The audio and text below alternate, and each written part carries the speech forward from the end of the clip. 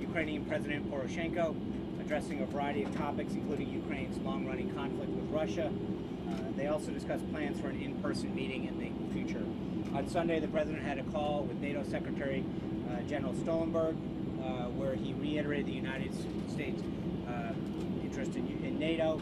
The two leaders agreed to continue close coordination and cooperation to discuss the full range of security issues facing NATO and its member countries.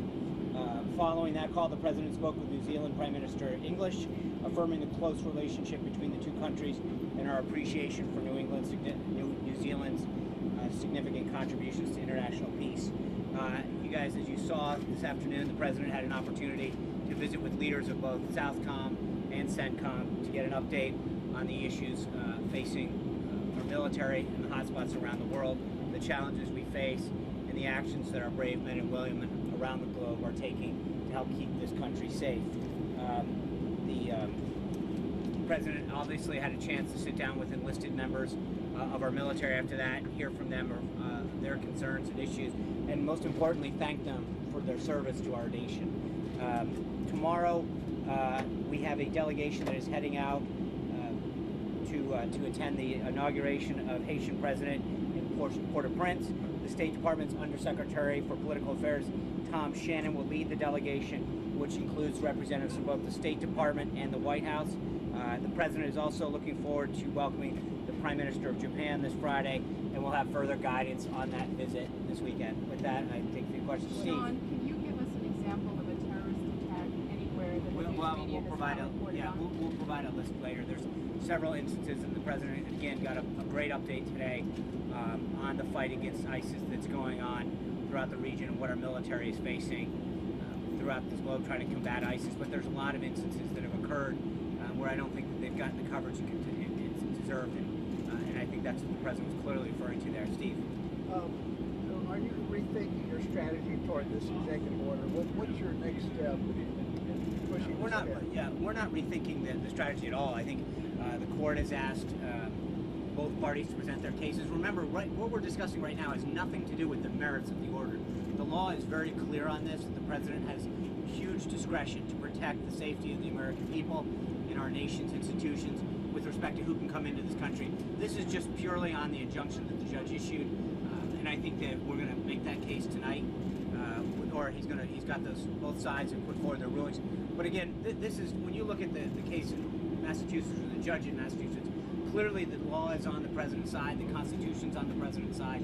He has broad discretion to do what's in the nation's best interest to protect our people, and we feel very confident that we will prevail in this matter. So you're not thinking about withdrawing executive order? Oh, absolutely not. No.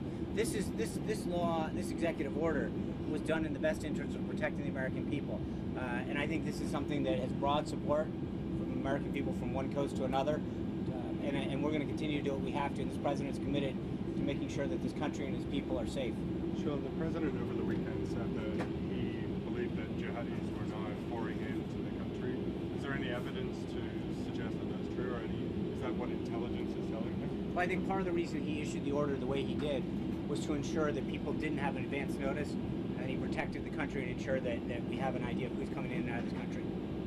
Is anybody coming in? I'm not going to get into specific information that the president has. Needless to say, again, that his number one priority is to do what he can to keep the American people safe. John Yoo, who was, obviously a major figure in the Bush administration, who spoke about was a big proponent of executive authority, today wrote in the New York Times about his concerns about the way that the new administration is taking action. What do you say to him? Well, again, I think if you look at Secretary Kelly's comments from last week, this was an action that was fully coordinated through departments to make sure that everyone understood what we were going to do, to make sure it was compliant, that it was in the best interest of keeping America safe.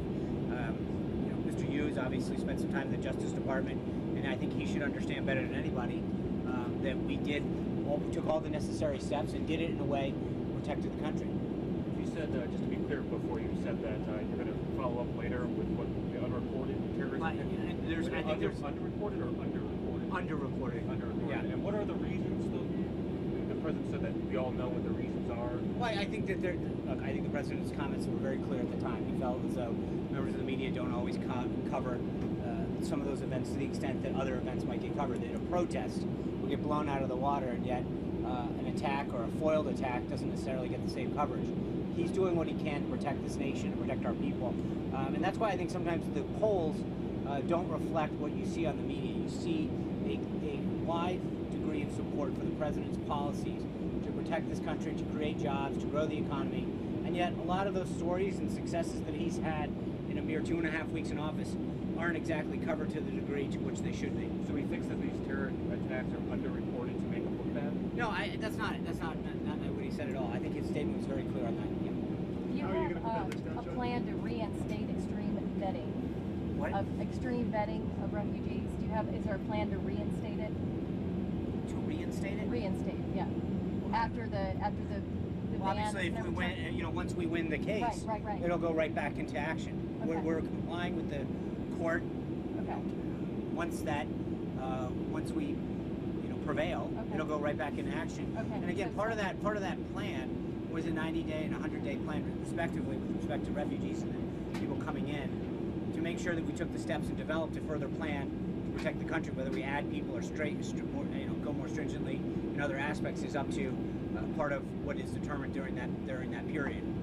Sean, can you elaborate a little bit on what the president said to Bill O'Reilly about the irregular voter registration list and what Vice President Pence is going to be doing on that?